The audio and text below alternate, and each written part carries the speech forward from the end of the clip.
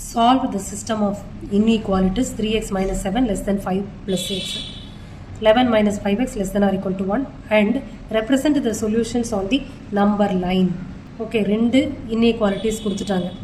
Okay, ஒன்னா solve பண்ணி x ஓட வேல்யூ எந்த ரெண்டு நம்பருக்கு இடையில இருக்கு அப்படின்றத பார்க்கலாம். First equation 3x minus 7 less than 5 plus x. இந்த பக்கம் 11 minus 5x less than or equal to 1. இதை எடுத்துக்கிறேன். இப்போ இதை x ஐசோலேட் பண்ணணும். இந்த x லெஃப்டில் மூவ் பண்ணுறேன். So 3x minus x less than 5 constant ரைட்டில் மூவ் பண்ணுறேன். அப்போ 2x less than 12 x less than 6ன்னு வருது. ஓகே, இது ஒரு வேல்யூ. அடுத்து இங்கே எக்ஸோட கோஎஃபிஷியன்ட்டு மைனஸில் இருக்குது. ஸோ அதை ப்ளஸ் ஆக்கிறதுக்காக அதர் சைடுக்கு மூவ் பண்ணுறேன்.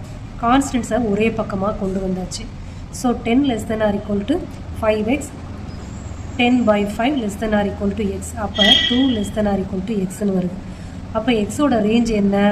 2 less than or equal to x less than 6. இது ரெண்டு இன்இக்வாலிட்டியை வச்சு எழுதணும். ஓகே, எக்ஸோட வேல்யூ 2லேருந்து பிலோ 6 வரைக்கும் இருக்குது. இதுதான் சொல்யூஷன்.